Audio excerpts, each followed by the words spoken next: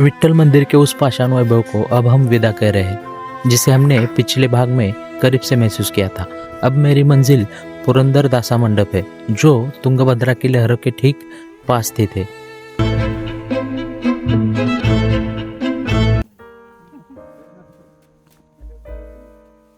मेरे मलयाली साथियों के साथ अब मैं पुरंदर दास मंडप की ओर बढ़ रहा हूँ।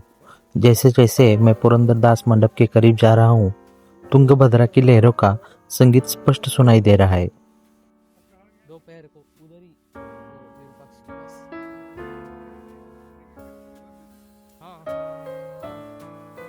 यह खुला मंडप महान संगीतकार पुरंदर दास की याद दिलाता है, जिन्होंने यहाँ बैठकर अनगिनत कीर्तन रचे थे। नदी का यह शोर और पत्थरों की यह शांति रूह को सीधे सुकून से जोड़ देती है। वाह, क्या लोकेशन है। कर्नाटकी संगीत के पितामह संत पुरंदर दास की इस पावन तपोस्थली पर तुंगभद्रा की लहरों की गूंज का यह एकांत रूह को एक अनूठी तृप्ति दे रहा है। यहाँ की हर ईंट में संगीत और असीम शक्ति का वास है। तुंगभद्रा के शीतल जल को छूने से मैं खुद को रोक नहीं पाया।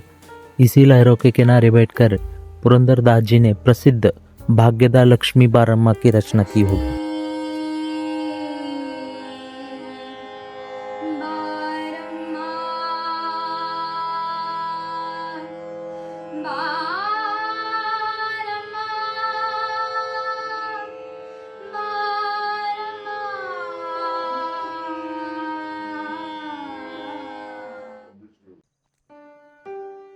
यहाँ पर प्राचीन पत्थर के पुल ऐसा लिखा हुआ है, लेकिन यहाँ पर पुल नजर नहीं आ रहा है। यहाँ से हम जा रहे हैं उस विशाल मन्नत की पेड़ की तरफ, जहाँ हजारों धागे और दुआएं बंधी है। प्राचीन पुल से थोड़ा आगे बढ़ते ही हम पहुंच जाते हैं इस मन्नत के पेड़ के पास। ऐसा माना जाता है कि इस पेड़ पर धागे बांधने से हर अधूरी मन्नत पूरी होती है।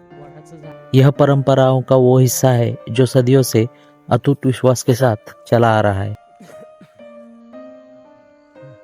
मन्नत के पेड़ से थोड़ी दूर चलते ही हमें सुग्रीव गुफा का बोर्ड दिखाई दिया, लेकिन हम गलत रास्ते जा रहे थे, जहाँ पर हम भटक गए थे। हम्पी के इन भूल भुलैया जैसी गलियों में गलत रास्ता चुनना भी एक अलग ही रोमांच था। वहाँ का सन्नाटा सुनने लायक था। भटकाव भरे उन रास्तों को पीछे छोड़ अब हम वापस सही दिशा में बढ़ रहे हैं। सुग्रीव गुफा के पास स्थित सीता झील के पास अब हम आ गए हैं, जिसे सीता सेरगु भी कहते हैं।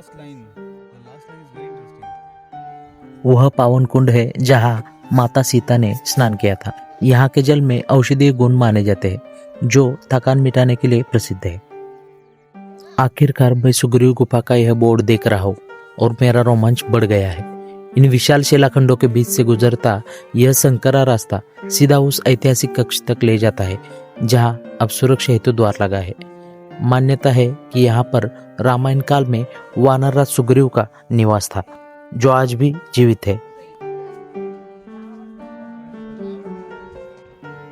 सुबह से विट्ठल मंदिर, सुग्रीव गुफा और कई सारे प्राचीन मंदिर पैदल देखकर मैं अपने रूम पहुंच गया और जल्दी से फ्रेश होकर मैं निकल पड़ा हम्पी के मशहूर द मैंगो ट्री रेस्टोरेंट की ओर। हमारी अगली मंजिल जैसे कि लोटस महल, हजारी रामा मंदिर, सभी उसी दिशा में है। स्थानीय लोगों के साथ ऑटो की सवारी का लुत्फ उठाते हुए मैं रेस्टोरेंट पहुंचा। वहां काफ़ी भीड़ थी और इसके खाने की चर्चा इतनी सुनी थी कि मैं भी खुशी खुशी लाइन में लग गया। मैंगो ट्री की स्पेशल थाली और उनकी लाजवाब बेनोपी पाई यहाँ का सबसे बेहतरीन अनुभव है। यहाँ के रिलैक्स्ड फ्लोर सीटिंग वाली वाइब हर एक पैसे को पूरी तरह वसूल कर देती है। तो अगर आप हम्पी में हैं तो यहाँ जाना मत भूलिए, लेकिन ध्यान रखें कि ये आपकी जेब को थोड़ा सा महंगा पड़ सकता है। मैंगो ट्री का लजीज खाना खाने के बाद अब हम हम्पी के रॉयल सेंटर को एक्सप्लोर करने के लिए पूरी तरह से तैयार है। यहाँ का हमारा सबसे पहला पड़ाव है क्वींस बाथ। चलिए देखते हैं विजयनगर साम्राज्य की रानियों का वह शाही और आलीशान स्नानागार। मैं अभी खड़ा हूँ शाही स्नानागार के बिल्कुल सामने। क्वींस बाथ के भीतर जाने से पहले मैंने सोचा कि इसकी चारों ओर एक पूरा चक्कर लगाना चाहिए ताकि इसकी बाहरी भव्यता और विशाल घेरे को महसूस कर सकूं। चलिए ऐसे ऐतिहासिक संरचना को परिक्रमा करके फिर इसके शाही गलियारों में कदम रखते हैं।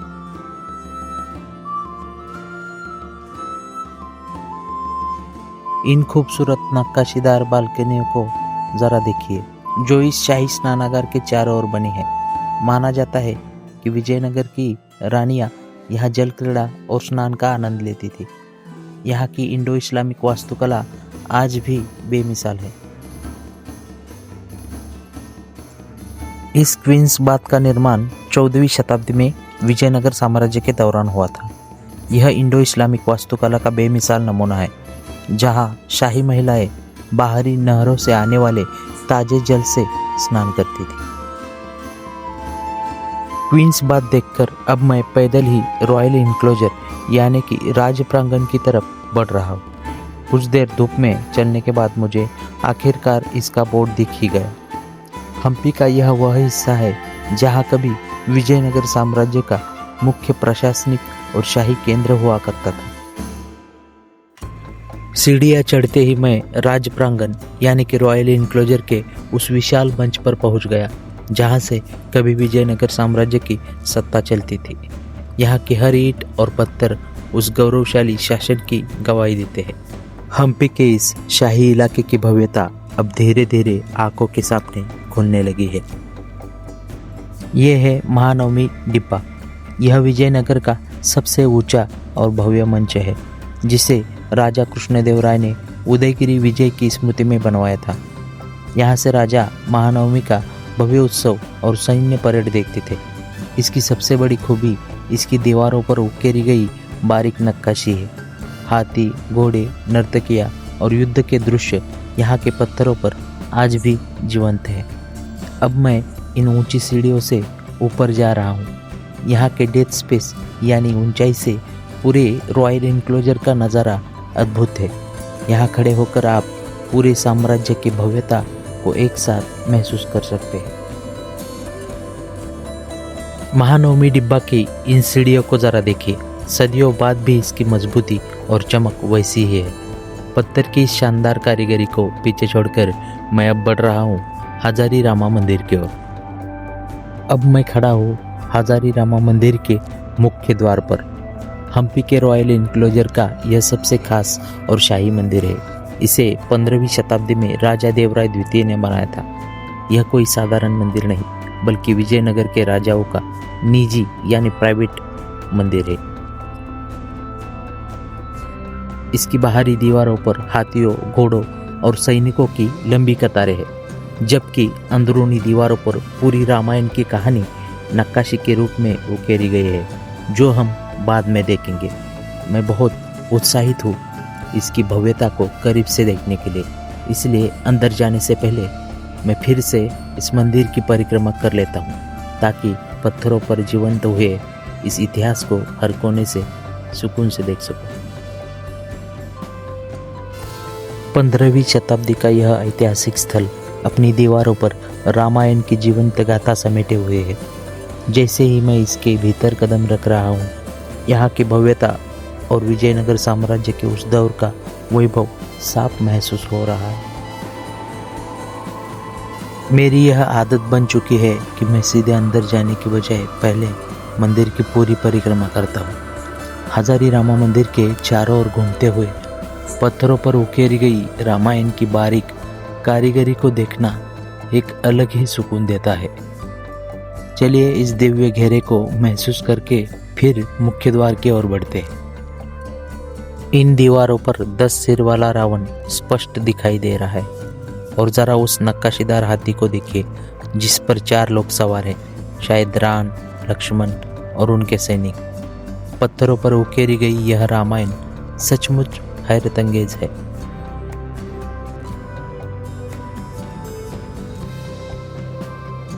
हजार रामा मंदिर के इन दीवारों को देखते हुए मेरा मन ही नहीं भर रहा। यहाँ की बारीक नक्काशी और पत्थरों पर उकेरी गई यह रामायण की गाथा मुझे उस दौर के इतिहास में खींचे ले जा रही है। मेरे हिसाब से विट्ठल मंदिर के बाद यह हम्पी में हस्तकला का सबसे बड़ा और बेजोड़ नमूना है। कलाकारों की वो जादुई वास्तुकला और उस समय का वैभव आज भी इन खंडहरों में जीवित महसूस होता है। हर एक पत्थर, हर एक आकृति उस महान संस्कृति की गवाही देती है जिसे देख मैं पूरी तरह मंत्रमुग्ध हो चुका हूँ। हजार राम मंदिर की नक्काशी किसी महाकाव्य जैसी है। यहाँ की हर दीवार पर रामायण के प्रसंग पत्थरों पर जीवंत हो उठे हैं। हाथियों की कतारों से लेकर युद्ध के दृश्यों तक यहाँ की बारीक हस्तकला विट्ठल मंदिर के वैभव को भी टक्कर देती है। यह पत्थर पर लिखी गई इतिहास की एक जादुई किताब है।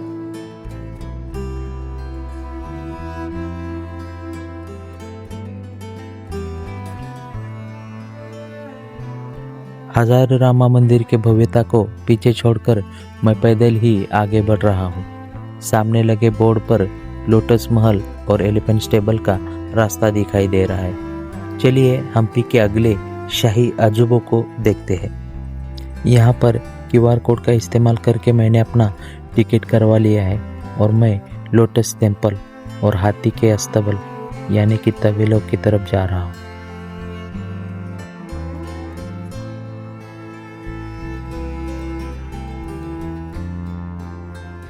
ये है हम्पी का लोटस महल।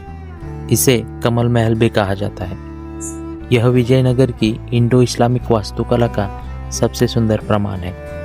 इसकी बनावट खिलते हुए कमलों के पंखुड़ियों जैसी है, इसलिए इसे यह नाम दिया गया है।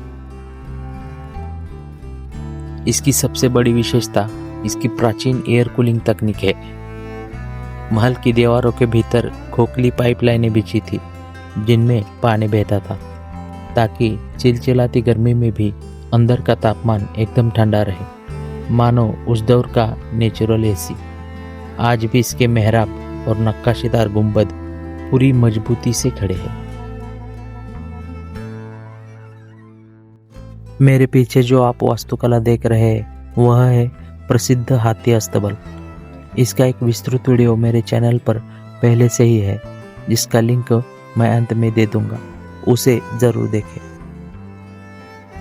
अब घड़ी में शाम के 4 बजने लगे थे।